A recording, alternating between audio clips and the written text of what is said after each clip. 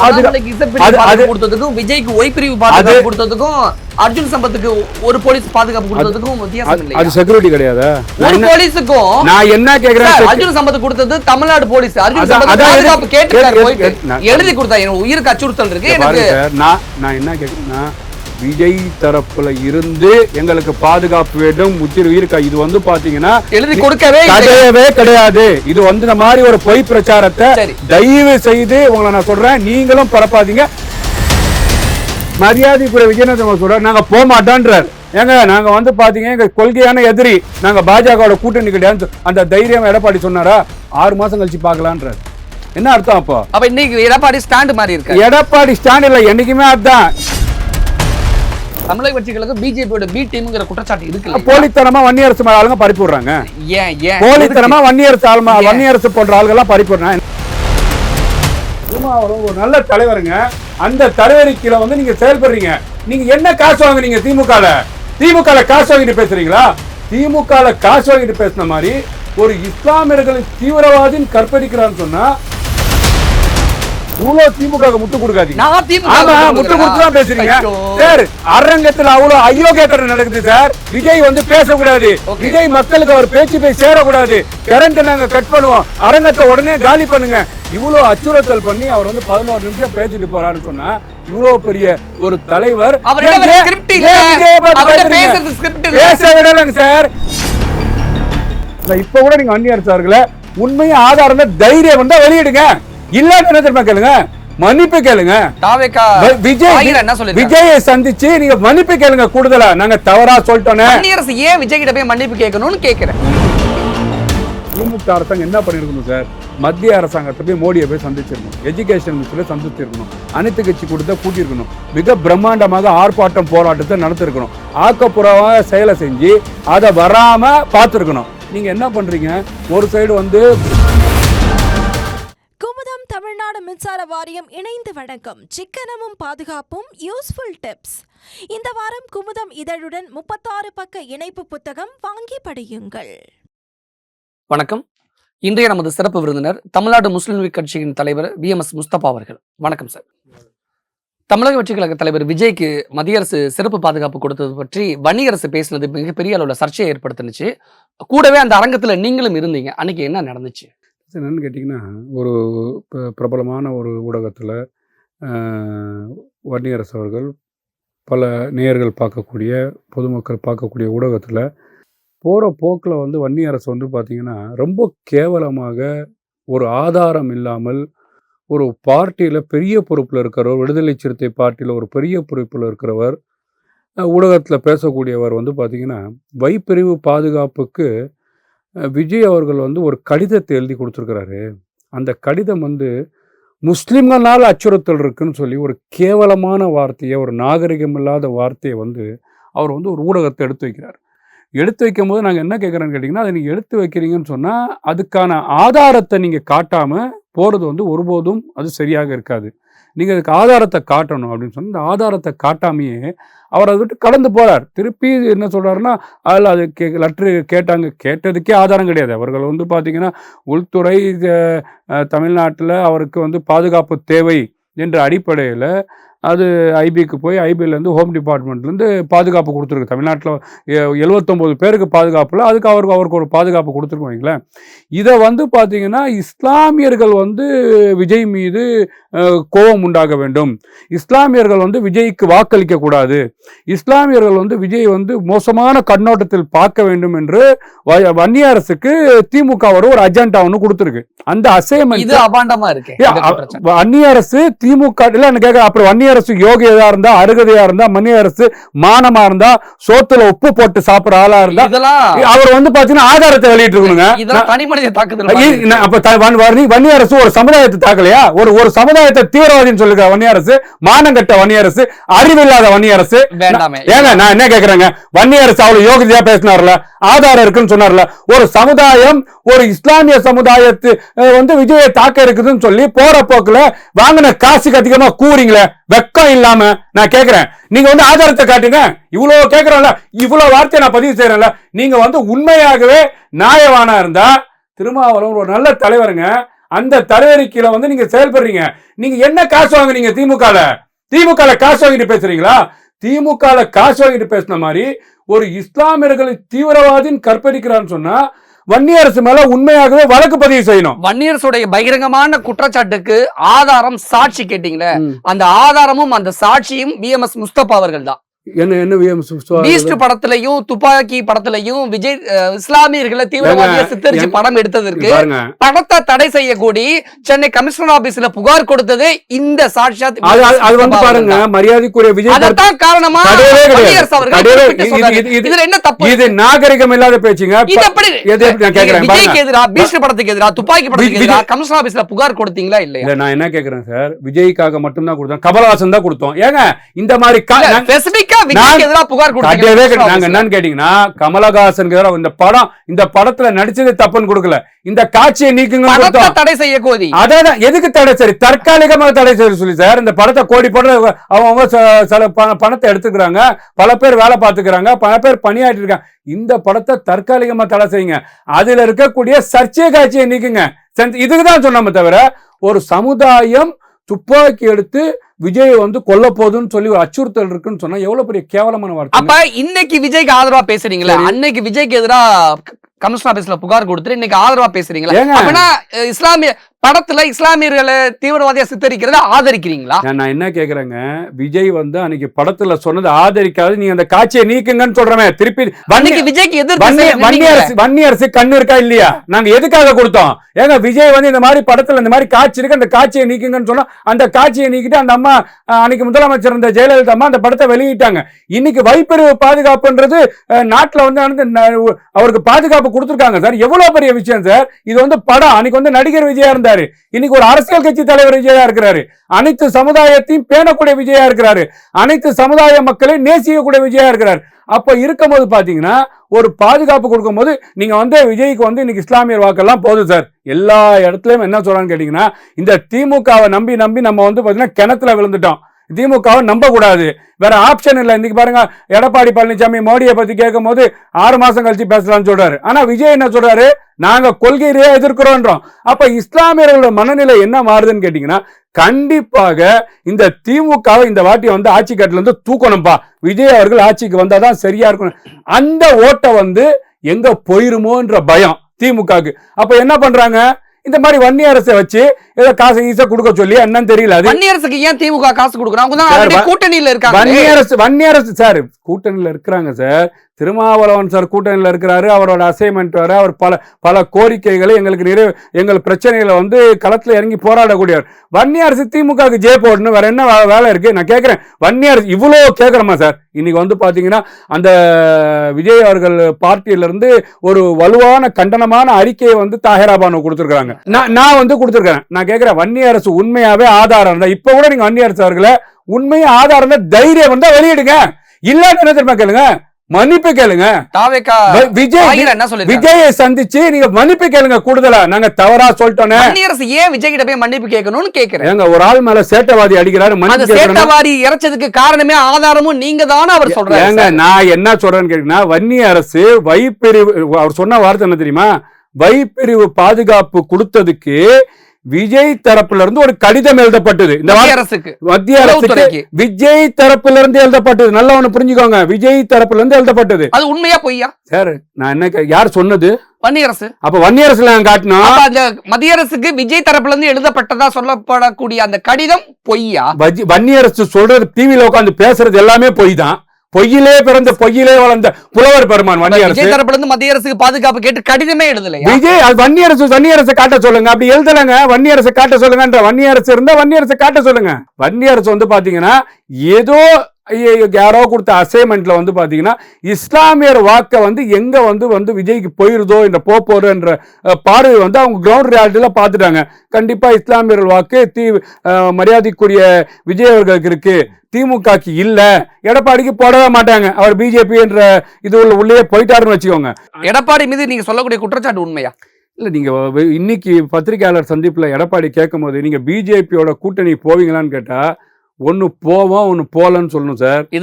போலன்னு சொன்னார். மரியாதைக்குரிய விஜயநாதன் சொல்றாரு, நாங்க போக மாட்டோன்றாரு. ஏங்க நாங்க வந்து பாத்தீங்க எங்க கொள்கையான எதிரி, நாங்க பாஜகவோட கூட்டணி கிடையாது அந்த தைரியம் எடப்பாடி சொன்னாரா? 6 மாசம் கழிச்சு பாக்கலான்றாரு.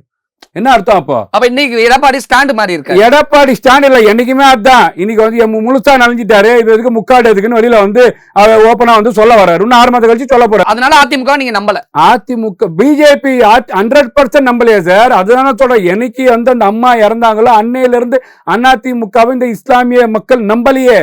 அந்த ஆப்ஷன் இல்லாம தான் தலையெழுத்து தலையெழுத்து தலையெழுத்துன்னு தான் இந்த திமுக ஸ்டாலினுக்கு வாக்களிச்சிட்டு இருக்காங்க. அப்ப நீங்களும் சந்தர்ப்பவாத அரசியல் தானே இதுவரைக்கும் பண்ணிக்கிட்டு இருந்தீங்க அப்படிங்கிற குற்றச்சாட்டு. என்ன சந்தர்ப்பவாத அரசியல்? வேற வழியே இல்லாம தான் திமுகவை ஆதரிச்சோம். இன்னைக்கு விஜய் வந்துட்டாரு, அதனால விஜய்க்கு ஜே அப்படின்னு நாங்க சொல்றோங்கிறது சந்தர்ப்பவாத அரசியல் தானே. நான் என்ன கேக்குறேன் சார், முஸ்லிம்களை ஓப்பனாவே வெட்ட வெளிச்சத்துல கருவறுக்கக்கூடியது பாஜக. புரியுதா உங்களுக்கு? வேற என்ன, இஜாப்க்கு முஸ்லீம்களை கருவறுத்தது யாரு? மாட்டு இறைச்சிக்கு முஸ்லீம்களை கருவறுத்தது யாரு? முத்தலாக்ல முஸ்லீம்களை கருவறுத்தது யாரு? வக்பு வார்டு சட்டத்துல முஸ்லீம்களை கருவறுத்தது யாரு? சார் நான் கேட்கிறேன் சார், இன்னைக்கு ஹிஜாபுக்காக பெரிய பிரச்சனையை உண்டாக்குனது யாரு? பாஜகவோட சித்தாந்தம். குஜராத்ல 2000 முஸ்லீம்களை கொன்னு குவிச்சாங்களே, ஒரு சமூகத்துக்கு எதிரான ஒரு வன்மத்தை கக்குனாங்களே, அது யார் பண்ணது? அது வழக்கு நடத்தப்பட்டு தீர்ப்புகள் அறிவிக்கப்பட்டதுக்கு அப்புறமும் அதுதான் சார் எல்லா வழக்கு நடந்தா. அஜ்மீர் தர்கால குண்டு வச்சது யாரு? மாலேகான்ல குண்டு வச்சது யாரு? பாம்பேல குண்டு வச்சது யாரு? தென்காசியில இந்து முன்னணி அலுவலகத்துல குண்டு வச்சுக்கிட்டு யார் வந்து எந்த பூனைக்குட்டி வெளில வந்துச்சு? இதே இந்து முன்னணி பூனைக்குட்டி தான் வெளில வந்துச்சு. அந்த அடிப்படையில் பாஜகவை ஒருபோதும் அவங்க என்னதான் வந்து கஞ்சி குடிச்சாலும், என்னதான் புர்கா போட்டாலும், என்னதான் வந்து பாத்தீங்கன்னா இந்த இஸ்லாமியர்ன்ற போர்வையில இப்ராஹிம் போன்ற ஆளுகள்லாம் வச்சுட்டு நாங்க நல்லவங்கன்னு துதிப்பாட வச்சாலும் அயோக்கிய பாஜக நம்ப போறது கிடையாது. வேற என்ன, நம்ம அப்படியே திமுக என்னன்னு கேட்டீங்கன்னா, திமுக அரசாங்கம் தொடர்ச்சியா வந்து பாஜக எதிர்க்கிற மாதிரி நாடகம் ஆடிட்டு இருக்கு. வேற வரி இல்ல. நாங்க வந்து பாஜக எதிர்ப்பலை மோடி வந்துருவாரு. இவர் சொல்லி மோடி அங்க வந்துட்டாரு. அந்த பயத்துல வந்து பாத்தீங்கன்னா வேற வழி இல்லாம இஸ்லாமியர்களும் கிறிஸ்தவர்களும் அந்த சைடு வாக்களிச்சிருந்தாங்க. இன்னைக்கு வந்து ரொம்ப தெளிவா பாத்தீங்கன்னா எல்லா மக்களுக்கும் பாதுகாவலராக நான் வந்து பாத்தீங்கன்னா அரசியல் ரீதியாக இந்த திமுகவோட எதிரி, கொள்கை ரீதியாக மனித குலத்துக்கே எதிரான பாஜகவுக்கு எதிரின்னு விஜய் வந்து தெளிவா சொல்றாரு. அப்போ வந்து பாத்தீங்கன்னா இந்த கண்டிப்பாக இஸ்லாமிய கிறிஸ்தவ வாக்கு, ஒட்டுமொத்த சமுதாய வாக்கு, இன்னைக்கு தமிழ்நாட்டில் நடக்கக்கூடிய சட்ட ஒழுங்கு, வேலை வாய்ப்பின்மை, பொருளாதார நெருக்கடி, இந்த பல திட்டங்கள், கரப்ஷன், இதெல்லாம் வந்து பாத்தீங்கன்னா விஜய் வந்து ரொம்ப தெளிவா பிரம்மாண்டமா ஜெயிக்க போறாரு விஜய். அதனால தான் தைரியமா வந்து பாத்தீங்கன்னா விஜயின் தலைமையின் கூட்டணி அப்படின்னு சொல்லி எங்கெல்லாம் சொல்றாங்களே, பால்வாடி குழந்தை போன வாரம் கட்சி தொடங்கினார். அதுக்கு முன்னாடி அந்த விஜய் அவர்கள் தைரியமாக அரசியல் களத்துல வந்து என் கீழே கூட்டணின்னு சொல்லி இன்னைக்கு களத்துல நிக்க போறாரு. அதை பார்த்து திமுக பயப்படுது. வன்னியரசு மாறுவர்கிட்ட ஒரு அசைன்மெண்ட்டை கொடுத்து நீங்க வந்து பாத்தீங்கன்னா இந்த மாதிரி ஒரு பொய் பிரச்சாரத்தை, வன்மத்தை அப்படியே பரப்பி விடுங்க. அப்போ வந்து பாத்தீங்கன்னா நான் கேட்கிறேன், இந்த விஜய் தான் சார் வந்து பார்ட்டி ஆரம்பிக்கும் போது சிஏஏ என்ஆர்சிக்கு என் இயக்கம் தடை செய்யப்பட்டாலும் பரவாயில்ல, நான் வந்து பாத்தீங்கன்னா குரல் கொடுப்பேன், இஸ்லாமியர் குரல் கொடுத்தாரு. அப்படி சொன்னாரா? தமிழக வெற்றி கழகம் தடை செய்யப்பட்டாலும் பரவாயில்ல அப்படின்னு சொன்னாரா? சார் என்னன்னு கேட்டீங்கன்னா யதார்த்தம் என்ன தெரியுமா, ஒரு பார்ட்டி ரிஜிஸ்ட்ரேஷனுக்கு டெல்லிக்கு போகுதுன்னு நினைச்சவங்களேன், இந்த மாதிரி நிகழ்வுலாம் செஞ்சா மத்திய அரசாங்கம் என்ன பண்ண தெரியுமா, உடனே அங்க ஒரு செக் வச்சிரும். இது வந்து யதார்த்த களம். அதெல்லாம் நடந்தாலும் பரவாயில்ல, நான் வந்து உண்மையை பேசுவேன், வன்னியரசு மாதிரி பொய் பேச மாட்டேன். விஜய் வந்து உண்மையான ஆள், விஜய் சத்தியத்தை நேசிக்கக்கூடிய ஆள், விஜய் அவர்கள் உண்மையை போற்றக்கூடிய ஆள், விஜய் அவர்கள் ஏழை எளிய இஸ்லாமிய கிறிஸ்தவர் மக்களை முன்னோங்கி செல்லணும் என்று நினைக்கக்கூடிய ஆள். அந்த விஜய் அவர்கள் அன்னைக்கு என்ஆர்சி பிரச்சனைல குரல் கொடுத்தாருன்னு சொன்னார் தெரியுமா. அன்னைக்கு வந்து பாத்தீங்கன்னா குரல் கொடுக்கறதுக்கு ஆள் இல்ல சார். அன்னைக்கு எடப்பாடி குரல் கொடுத்தாரு, போலித்தனமா கொடுத்தாரு. திமுக குரல் கொடுத்துச்சு. அதேதான் அவர் வழி. காங்கிரஸ் யாரோட இருக்கு? திமுக கூட. அதே தானே, வேற தலை ஒண்ணு கால் வரையா. அதனால என்னன்னு கேட்டீங்கன்னா அந்த அடிப்படையில் தான் திமுக வாக்களிச்சாங்களேன்னு சொல்றேன்னு. நீங்க வேற வழியே இல்ல சார், ஆப்ஷன் கிடையாது. அந்த தலையெழுத்து இந்த இஸ்லாமிய போயிட்டு திமுக வாக்களிச்சாங்க. இன்னைக்கு வந்து பாத்தீங்கன்னா இறைவன் அருளாக இந்த விஜய் அவர்கள் பார்ட்டி ஆரம்பிச்சு இஸ்லாமியர்களுக்கு கண்டிப்பாக நல்லது செய்வார்னு சொல்லி எங்களுக்கு பெரிய இன்னைக்கு வந்து பாத்தீங்கன்னா சார், தமிழ்நாட்டிலேயே இஃப்தியார் நிகழ்ச்சி அரசியல் கட்சியில வரலாற்றுல இல்லாம முதல் முறையாக முதல் 10 அறிவிச்சாரம் விஜய் தான் அறிவிச்சிருக்காரு. நீங்க கண்ணை மூடிக்கிட்டு திமுக, அதிமுக, பிஜேபின்னு பகிரங்கமான ஒரு குற்றச்சாட்டை முன் வச்சுட்டு கண்ணை மூடிக்கிட்டு தமிழக வெற்றி கழக தலைவர் விஜயை ஆதரிக்கிறீங்களே, எந்த நம்பிக்கையில நீங்க சொல்லக்கூடிய இந்த குற்றச்சாட்டு திமுக, அதிமுக, பிஜேபி இருக்கக்கூடிய அதே குற்றச்சாட்டு ஒருவேளை தமிழக வெற்றி கழகத்துல இருந்தால் அப்ப நீங்க ஏமாற்றப்பட என்ன இருக்கு சொல்லுங்க பாப்போம். என்ன இப்பதானே வந்திருக்காங்க, எப்பதானே வந்திருக்காங்க சார். வரும்போதே என்ன தெரியுமா சொல்றாரு, வரும்போதே கொள்கை எதிரின்னு சொல்லிட்டாரு. இதுக்கு மேல வேற என்ன வேணும்?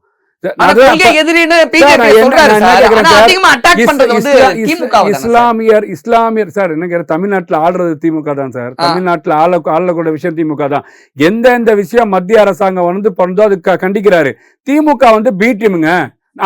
அத வந்து வெளிப்படுத்தினார் தெரியுமா? இதே குற்றச்சாட்டு விஜய்க்கு இருக்குல்ல, தமிழக வெற்றிகளுக்கு பிஜேபியோட பி டீம்ங்கிற குற்றச்சாட்டு இருக்குல்ல. போலித்தனமா வன்னியரசு ஆளுங்க பறிப்பு விடுறாங்க. போலித்தனமா வன்னியரசு போன்ற ஆளுங்க எல்லாம் பறிப்பு விடுறாங்க. என்ன கேக்குறேன் சார், விஜய் மீது இருக்கிற திமுக வந்து இன்னைக்கு வந்து அந்த இருமொழி கொள்கை இந்தியை திணிக்கிறாங்க அப்படின்னு சொல்ற விஷயத்துல மரியாதைக்குரிய தலைவர் விஜய் அவர்கள் வந்து ஆக்கப்பூர்வமா செயல் செய்யாம 2 பேரும் ஹேஷ்டாக் போட்டு விளையாண்டுட்டு இருக்கிறாங்கன்னு சொல்ற உண்மைதான் சார். திமுக அரசாங்கம் என்ன பண்ணிருக்கணும் சார், மத்திய அரசாங்கத்தை போய் மோடியை போய் சந்திச்சிருக்கணும், எஜுகேஷன் மினிஸ்டர்ல சந்திச்சிருக்கணும், அனைத்து கட்சி கூட்டத்தை கூட்டியிருக்கணும், மிக பிரம்மாண்டமாக ஆர்ப்பாட்டம் போராட்டத்தை நடத்திருக்கணும், ஆக்கப்பூர்வமாக செயலை செஞ்சு அதை வராம பார்த்துருக்கணும். நீங்க என்ன பண்றீங்க, ஒரு சைடு வந்து கோபேக் மோடின்னு கருப்பு பலூன் விடுவீங்க, ஒரு டைம் என்ன பண்ணுவீங்க, ஒயிட் பலூன் விட்டு வாங்க குமாரின்னு வர வைப்பீங்க. ரத்த தங்கமத்தை பிரிச்சு பாக்குறோம். டிஆர் பாலு போய் கை குலுக்குவாரு, உதயநிதி போய் பார்ப்பாரு, சபரீஸ்வரன் பின்னாடி இருந்து RSS போய் பார்ப்பாரு. இது எல்லாமே இஸ்லாமியர்களுக்கு தெரியும் சார். இந்த 2026 தேர்தல் இருக்குல்ல, ரொம்ப தெளிவா இருக்கிறாங்க இஸ்லாமியர்கள். திமுக அரசாங்கத்துக்கு மிக சவாலாக நீங்க பேச்சு டிராமாலாம் பண்ணிட்டு இருக்கீங்க பாருங்க. இந்த ஒரு நாணயத்தை வெளியிடுறதுக்கு நீங்க மத்திய அரசாங்கத்தை கூட்டு வரதும், இந்த அமரன்ல வந்து இஸ்லாமியர் மனத்தை கொச்சைப்படுத்துவதும், நீங்க வந்து தொடர்ச்சியா வந்து பாத்தீங்கன்னா அங்க டிராமா ஆடி எல்லா விஷயத்தையும் செய்யறதும், இஸ்லாமியர்களுக்கு ஒரு கிளீனான பிளாட்ஃபார்ம் இந்த வாட்டி கிடைச்சிருச்சு.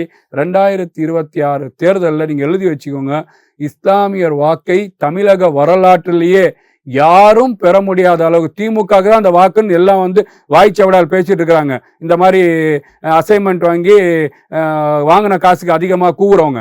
ஆனால் வந்து பார்த்தீங்கன்னா இஸ்லாமியரின் வாக்கை மரியாதைக்குரிய விஜய் அவர்கள் இந்த பொது தேர்தலில் அள்ள போறாருன்றத யதார்த்தமான உண்மை. ஒரு பத்திரிகையாளருக்கு எனக்கு ஒரு அச்சுறுத்தல் இருக்கு அப்படின்னா, நான் போய் போலீஸ் ஸ்டேஷன் போய் எழுதி கொடுத்தாதான் எனக்கு வந்து ஒரு பாதுகாப்பு கொடுப்பாங்க போலீஸ். இது வந்து பொதுவாக எல்லாருக்குமே இதுதான். இதே தான் உளவுத்துறைக்கும், இதே தான் மத்திய அரசுல இருக்கக்கூடிய எல்லா பிரிவுக்கும் உட்பட்டது இதுதான். விஜய் சார்பில் இருந்து எந்த ஒரு கோரிக்கையுமே வைக்காம எப்படி தானா உளவுத்துறையில இருந்து எப்படி ஒரு பாதுகாப்பு தருவாங்க? அட்லீஸ்ட் ஒரு ஸ்டேட்மெண்ட்ல கையெழுத்தாவது வாங்கியிருப்பாங்களே. அப்படி ஒரு ஸ்டேட்மெண்ட்ல கையெழுத்து வாங்கப்பட்டிருந்தால் அந்த ஸ்டேட்மெண்ட்ல என்ன காரணத்திற்காக விஜய்க்கு இந்த பிரிவு பாதுகாப்பு வழங்கப்படுகிறது அப்படின்னு ஒரு விஷயம் அதை வெளியிட முடியும். நீங்க வந்து உங்க மனசுல உள்ளதை சொல்ல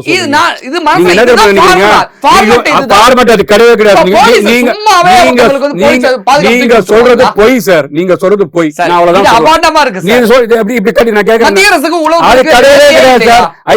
இன்டெலிஜென்ஸ் என்ன தெரியுமா சார் பண்ணும், இவருக்கு இந்த இடத்துல ஆபத்து இருக்குன்னு சொல்லி ரிப்போர்ட் போடும். போலீஸ் வந்து யாருனால ஆபத்து இருக்குன்னு யாருனால ஆபத்து இருக்குன்னு யார் போடுவாங்க?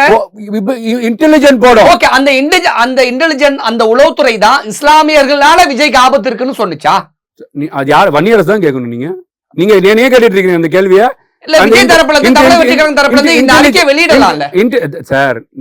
திருப்பி பாருங்க, இந்த இன்டெலிஜென்ஸ் இஸ்லாமியர்னால ஆபத்துன்னு சொல்லி இன்டெலிஜென்ஸ் சொல்லிச்சா? இவங்க சொன்னாங்க. உண்மையா சொன்னது வன்னியரசு. இந்த விஷயத்த வந்து சொன்ன வன்னியரசை வெளிப்படுத்தும். இன்னொன்னு கேட்டீங்கன்னா சார், இது வந்து ஒரு புரோட்டோகால் சார். நல்லா ஒண்ணு புரிஞ்சுக்கோங்க. அந்த புரோட்டோகாலுக்கு இப்ப திமுக அரசாங்கம் நம்ம அர்ஜுன் சம்பத்துக்கு ஒரு பாதுகாப்பு கொடுத்திருக்கல, அர்ஜுன் சம்பத் பாதுகாப்பு கேட்டாரா? ஒரு போலீஸ் தானே கொடுத்திருக்காங்க சார். ஒரு போலீஸ் கொடுக்கட்டும், 10 போலீஸ் கொடுக்கட்டும். கொடுத்ததுக்கும் விஜய்க்கு ஒய் பிரிவு பாதுகாப்பு கொடுத்ததுக்கும் அர்ஜுன் சம்பத்துக்கு ஒரு போலீஸ் பாதுகாப்பு கொடுத்ததுக்கும் வித்தியாசம் இல்லை. அது செக்யூரிட்டி கிடையாது. ஒரு போலீஸுக்கும் நான் என்ன கேக்குறேன், அர்ஜுன் சம்பத் கொடுத்தது தமிழ்நாடு போலீஸ். அர்ஜுன் சம்பத் பாதுகாப்பு கேட்டு எழுதி கொடுத்தா உயிருக்கு அச்சுறுத்தல் இருக்கு. நான் என்ன கேக்குறேன்னா, விஜய் தரப்புல இருந்து எங்களுக்கு பாதுகாப்பு வேண்டும் இருக்கா. இது வந்து பாத்தீங்கன்னா எழுதி கொடுக்கவே கிடையாது. இது வந்து இந்த மாதிரி ஒரு பொய் பிரச்சாரத்தை தயவு செய்து உங்களை நான் சொல்றேன், நீங்களும் பரப்பாதீங்க. வன்னி அரசையும் பரப்புறதை வன்மையா கண்டிக்கிறோம். விஜய் சார்பில் இருந்தோ தமிழக வெற்றி கழக சார்பில் இருந்தோ உளவுத்துறைக்கு எந்த ஒரு கோரிக்கை கடிதமும் பாதுகாப்பு இது. ஆனால் உளவுத்துறை சார்பா பாதுகாப்பு கொடுக்கறேன்னு சொல்லிட்டு ஃபார்முலா ஒரு லெட்டர் கொடுப்பாங்களே, அந்த லெட்டர்ல இடம்பெற்றிருக்கக்கூடிய கண்டென்ட் என்ன சார்? என்னன்னு கேட்டீங்கன்னா சார், இவர் வந்து பாத்தீங்கன்னா ஒரு பெரிய மாஸ் லீடர், பார்ட்டி லீடர் ஆயிட்டு இன்னைக்கு வந்து மக்களை சந்திக்க போறார். இது வந்து பாத்தீங்கன்னா மாநாடு நடக்கும் போதே வந்து பெரிய பெரிய அந்த பசங்க எல்லாம் வண்டி எடுத்துட்டு வந்து போய் மோதுனது, சில அசம்பாவிதம் நடந்தது. பேச விட்டுருங்க சார் தயவு செய்து. இந்த மாதிரி விஷயம்லாம் நடந்தது. அப்போ நடக்கும்போது அப்படின்னு கேட்டீங்கன்னா உளவுத்துறை என்ன நினைக்கிறா, இது வந்து பாத்தீங்கன்னா நாளைக்கு வந்து பாத்தீங்கன்னா எல்லாரும் கூடுற இடம், இது அவருக்கு என்னாச்சும் ஒரு இன்னலோ துண்ணலோ இதெல்லாம் அசம்பாவிதம் நடந்துச்சுன்னு சொன்னா இங்க இருக்கக்கூடிய இன்டெலிஜென்ஸ் பதில் சொல்லி ஆகணும். என்னன்னு கேட்டீங்கன்னா ஒரு மாஸ் லீடர் இன்னைக்கு வந்து பாத்தீங்கன்னா ஆன்லைன்ல வந்து பாத்தீங்கன்னா ஓட்டர் ஐடி உள்ள தவாகாவோட உறுப்பினர் சேர்க்கையில 90 லட்சத்துக்கு மேற்பட்டவங்க வாக்காளர்கள் சேர்றாங்க. இதெல்லாம் ஓட்டா மாறப்போகுது நாளைக்கு.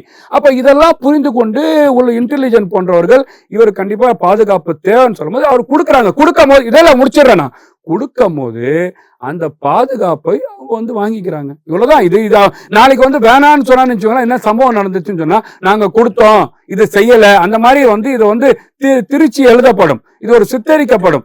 அதனால வந்து ஏதோ இவங்க இருக்குன்னு அவங்க வந்து அந்த கிரவுண்ட் ரியாலிட்டியை வந்து யார் ஆராயிறாங்க, அந்த அதிகாரிகள் ஆராயிறாங்க. அதை வந்து அந்த அதிகாரிகள் சொல்றாங்க. ஏன்னா அவங்க வந்து அதுக்காகவே படித்தவர்கள் சார். அந்த விஷயத்தையே வந்து கழுகு கண்ணால வந்து பார்க்கக்கூடியவர்கள். என்னென்ன விஷயம் இருக்கு, விஜய்க்கு அவருடைய ரசிகர்களாலேயே ஆபத்து இருக்கு அப்படின்னு உளவுத்துறை ரிப்போர்ட் கொடுத்திருக்கு. அப்படிதான் இருக்கு. நீங்க சொல்றீங்க. நீங்க வந்து கேக்குறேன், இப்போ வந்து பாத்தீங்கன்னா ராஜீவ் காந்திக்கு ஒரு பிரச்சனை நடந்துச்சு, ஓகேவா? எப்படி அது வந்து காங்கிரஸ்காரங்களே பண்ணிட்டாங்களா? புரியுதா? காங்கிரஸ்காரங்க மட்டும் தான் வந்தாங்களா?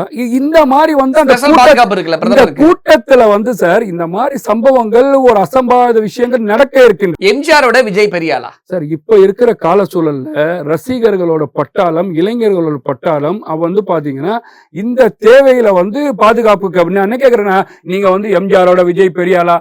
எம்ஜிஆர் மக்களோட கிளவிக்கெல்லாம் போய் கண்ணத்துல முத்தம்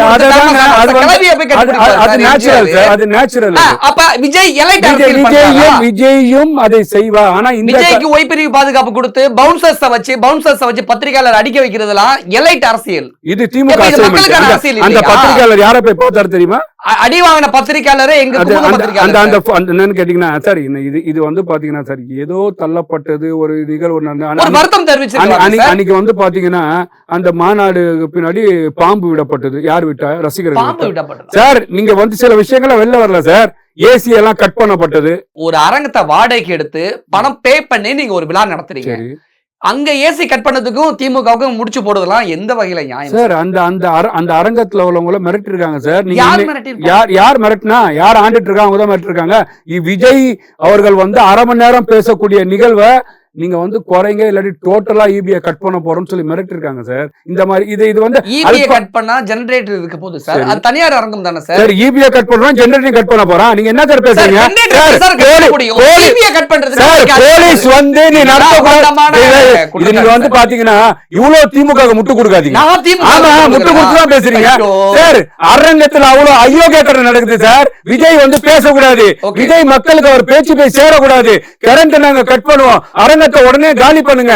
இவ்வளவு அச்சுறுத்தல் பண்ணி அவர் வந்து 11 நிமிஷம் பேசிட்டு போறாருன்னு சொன்னா இவ்வளவு பெரிய ஒரு தலைவர் பேச விடல சார். இந்த அயோக்கிய பெயர்கள் பேச விடல. இந்த நீங்க வந்து அவ்வளவு நிறைய விஷயங்கள் பேச வந்த தலைவரை இதெல்லாம் செஞ்ச என்ன நினைப்பாரு? இவ்வளவு மக்கள் உட்கார்ந்துக்கிறாங்க, நம்மளால ஒரு இன்னலா அப்படின்னு சொல்லிட்டு 11 நிமிஷத்துல முடிச்சிட்டு இதெல்லாம் தாண்டி கேள்விக்கு வரேன். திமுக நான் முட்டு கொடுத்தாரு சொல்றீங்களே, அது தமிழக வெற்றி கழகத்தோட 2ஆம் ஆண்டு தொடக்க விழா. சரி, கட்சியோட வளர்ச்சிக்கு அடுத்து நம்ம என்ன பண்ண போறோம், நம்மளோட இலக்கு என்ன, நம்மளோட திட்டம் என்ன, நம்ம எப்படி முன்னெடுத்து செயல்பட போறோங்கிறது தானே பேசணும். எதுக்கு சம்பந்தமே இல்லாம திமுக அட்டாக் பண்ணி பேசணும். பிஜேபி பாசிசம்னா நீங்க பாயாசமா? இது யார் சொல்றா? நீங்க சொல்றீங்களா?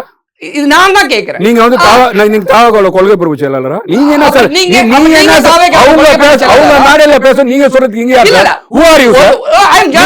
பத்திரிகையாளர் நீங்க அப்படி பேசக்கூடாது சட்டம் குற்றமா? ஒரு கட்சியோட தலைவர் பேசக்கூடாதுன்னு சொல்றீங்க. இப்படிதானே வழி நடத்தணும். நான் என்ன கேக்குறேன், வழி நடத்தணும். நீங்க ஏன் பேச நான் கேக்குறேன். தமிழ்நாட்டுல வந்து அயோக்கியத்தனம் நடக்குது. தமிழ்நாட்டுல 9 லட்சம் கோடி கொள்ளையடிக்கிறதுக்காகவே கடன் வாங்கி திட்டம்னு சொல்லி கடன் வாங்கி ஏமாத்துறாங்க. இது வந்து கொடுங்க, செய்தியாளர் சந்திப்பு வச்சு பேசுங்க, பொது இடத்துல மேடை போட்டு பேசுங்க. 2ஆம் ஆண்டு தொடக்க விழாவுல கட்சியோட வளர்ச்சியை பத்தி பேசாம இன்னொரு கட்சியை அட்டாக் பண்றதுக்காகவே ஒரு விழா எடுத்தா எப்படி கேள்வி கேட்கலாம்? பாருங்க சார், அந்த பார்ட்டியோட ஸ்டேஜ்ல இதுதான் பேசணும்ன்றது உங்களுக்கு தேவையில்லாத விஷயம். அது விழா என்ன விழா சார்? எதுக்கான விழா? அந்த அரசியல் சார், அரசியலோட விழா நடக்குது. அரசியல் 2ஆம் ஆண்டு தொடக்க விழா தான். அந்த விழால என்ன பேச அரசியல் கட்சியோட பார்ட்டி ஓகேவா? அது அரசியலை பத்தி தான் பேசி ஆகணும். அங்க இருக்கிற தொண்டர்களை வந்து பாத்தீங்கன்னா இந்த மாதிரி விஷயங்கள் நடக்குதுன்னு சொல்லி விஷயங்கள் சொல்லிதான் ஆகணும். நீங்க ஏன் வந்து இதை சொல்லக்கூடாது அதை சொல்லக்கூடாது? இது எப்படி போன விஷயத்துல திமுக முட்டு கொடுக்குறீங்க, இந்த விஷயத்துல திமுக கார மாதிரி ஆயிட்டீங்களா சார் நீங்க? வேற என்ன இந்த மாதிரிதான் இருக்கிறீங்க. சூப்பரா பேசினார் சார். விஜய் பேசுறதுல தப்பே விஜய் இததான் பேசணும்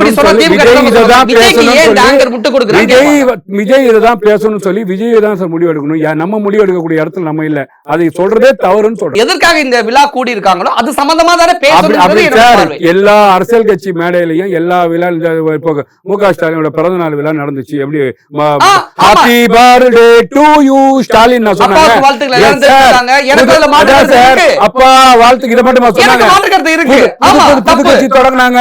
புது கட்சி அங்கேயும் வந்து விஜயை பத்தி பாத்துல எல்லா கூட்டணி கட்சியும் வச்சு நீங்க விஜயை பத்தி பேசுங்க, விஜய் வந்து சின்ன கட்சி, விஜய் வந்து எதுவும் பிரயோஜனம் எல்லாம் பேசுங்க.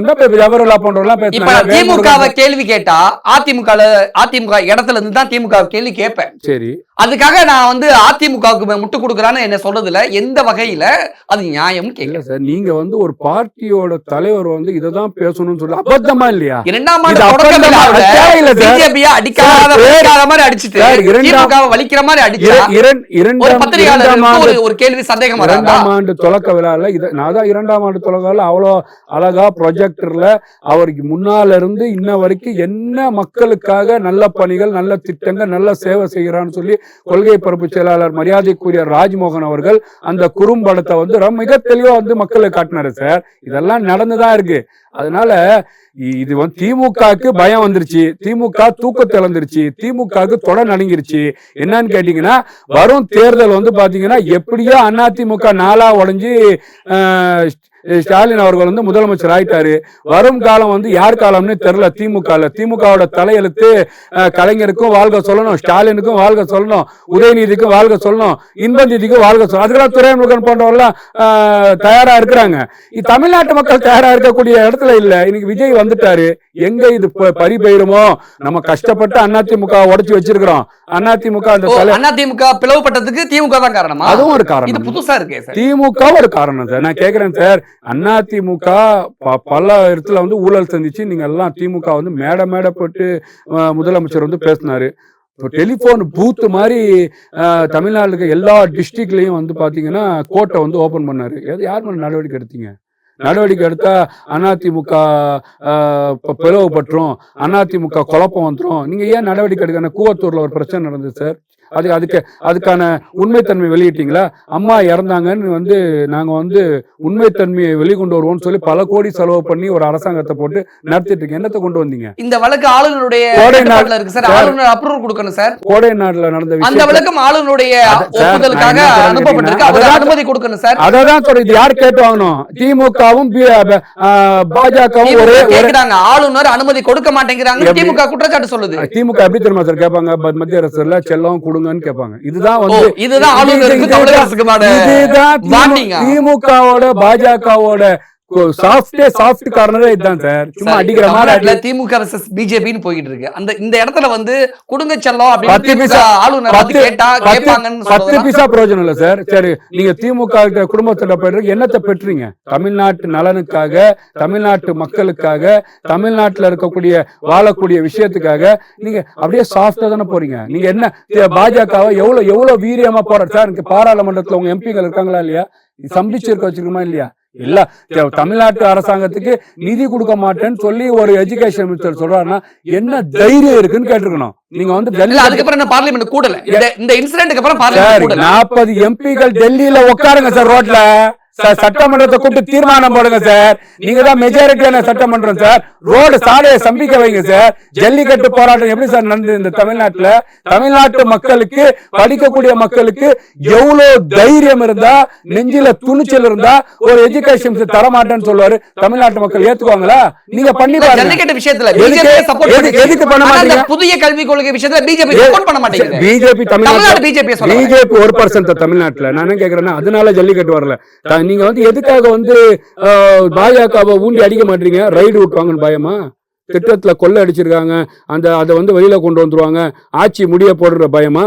அப்போ அந்த பயத்துல தான், பாஜக இருக்கிற பயத்துல தான் நீங்க சாஃப்ட் காரனை பயன்படுத்துறீங்க. வருஷம் முடிய போகுது சார். இந்த வருஷம் டிசம்பரோட வந்து பாத்தீங்கன்னா ஸ்டாலின் என்ற சைன் போட முடியாது. அதிகாரிகள் சைன் போட போறாங்க. வழங்குதா உங்களுக்கு? அந்த அடிப்படையில் திமுக பாஜக சாஃப்ட் கார்னர் மக்களுக்கு தெரியதான் போகுது. இன்ன வரைக்கும் அம்பலப்பட்டு நிற்கிறாங்க. இந்த முகத்திரையை கிழிப்பதற்கு மாவீரனாக, செயல் வீரனாக, ஆண்டவனை தவிர எவனுக்கும் அடிப்படையாத வீரக்கூட்டத்தின் வேந்தனாக மரியாதைக்குரிய விஜய் அவர்கள் களத்தில் வந்திருக்கிறாரு. கண்டிப்பாக திமுக செய்யக்கூடிய அப்பண்டமான தனத்தை, அயோகத்தனத்தை, முஸ்லிம்களின் விரோத போக்கை தோல்விரித்து காட்டுவார் என்பதை நான் சொல்றேன். தாவேக தலைவர் விஜய் வந்து பவுன்சர்ஸ், மத்திய அரசோட சிறப்பு பிரிவு பாதுகாப்பு இவங்களெல்லாம் வச்சுக்கிட்டு எலைட் அரசியல் பண்றது தமிழ்நாட்டு மண்ணுல எடுபடும் நினைக்கிறீங்க சார்? அவர் வந்து எளிமையான அரசியல் பண்றாரு சார். ஏழையான அவங்க கூட எளியவர்களை பக்கத்துல விட மாட்டேங்கிறாங்கிறதுக்கு தானே பவுன்சர்ஸும் ஒய் பிரிவு பாதுகாப்பும். அவங்களோட மாவட்ட செயலாளர் ஆட்டோ ஓட்டுறவர் சார், டீ கடை நடத்துறவர் சார், மாவட்ட செயலாளர் அதுதான் சொல்றேன் சார். அதுதான் சொல்றேன் பாமரன் பண்ண முடியுமா? அதான்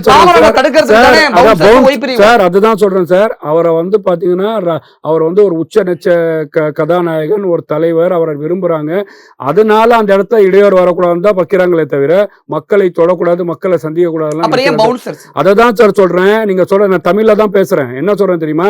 அவர் வந்து உச்சபட்ச நடிகர், அவர் மிகப்பெரிய தலைவர்.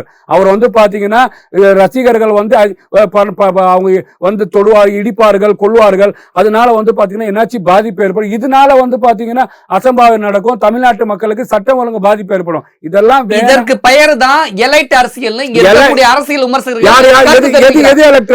இன்னைக்கு வந்து பாத்தீங்கன்னு சொன்னா சார், விஜய் ஒர்க் ஃப்ரம் அரசியல் பண்றாரு, எலைட் அரசியல் பண்றாரு, பகிரங்கமான குற்றச்சாட்டு எல்லாருமே முன்வைக்கிறாங்க. ஒர்க் ஃப்ரம் அரசியல் பண்ண யார் முன்வைக்கிறா? வீட்ல இருந்து அரசியல் யார் முன்வைக்கிறா? அரசியல் விமர்சகர்கள் உட்பட, திமுக உட்பட, காங்கிரஸ் உட்பட, விடுதலை சிறுத்தைகள் உட்பட. இப்ப நீங்க பரந்தூர் போகும்போது சார், பரந்தூர் போகும்போது எல்லாம் சுடுகாட்டுல இருந்தாங்களா? எங்க இருந்தாங்க? பரந்தூர் அது ஒண்ணுக்கு தானே சார். சார் பரந்தூர் போறோட ஸ்டேட்மெண்ட் என்ன தெரியுமா? பரந்தூர் முதல் களத்தில் இறங்கி வேலை செய்கிறேன். பரந்தூர் போறேன்னு சொன்னவனையே அங்க குற்றப்பத்திரிகை சார்ஜ் ஷீட் போட்டாங்க. விஜய் களத்துல வர்றதுனால திமுக அச்சுறுத்தல் இருக்கு. திமுக இது பாருங்க சார், நான் நிறைய வந்து உங்களுக்கு பேச, ரமலான் மாதம் ஓகேவா, நோன்பு வச்சிருக்கிறேன், நோன்பு திறக்கிற நேரம் ஆயிடுச்சு. விஜய் வந்து பாத்தீங்கன்னா கண்டிப்பாக மக்களை சந்திக்க போறாரு, செயற்குழு பொதுக்குழு நடத்த போறாரு, மண்டல வாரியா மாநாடு நடத்த போறாரு. இதையெல்லாம் நடத்தாமலே வெறும் 11 நிமிஷம் பேசினதுக்கு இனி இந்த திமுக அரசாங்கம் 11 மாசம் தூங்க போறது இல்ல, 62 வாரம் தான் இருக்கு. அரசியல் களத்தை விஜய் நிக்க போறார், மக்கள் மனதை வென்றெடுக்க போறார். தமிழ்நாட்டு ஆட்சி கட்டில விஜய் என்னும் நான் என்ற முதலமைச்சர் உட்காரதான் போறார். 2026 என்ன நடக்க போகுது அப்படிங்கிறத நம்ம பொறுத்திருந்து பார்க்கலாம். நிறைய விஷயங்கள் எங்க கூட ஷேர் பண்ணிக்கிட்டீங்க. மிக்க நன்றி. குமுதம் தமிழ்நாடு மின்சார வாரியம் இணைந்து வழங்கும் சிக்கனமும் பாதுகாப்பும் யூஸ்ஃபுல் டிப்ஸ். இந்த வாரம் குமுதம் இதழுடன் 36 பக்க இணைப்பு புத்தகம் வாங்கி படியுங்கள்.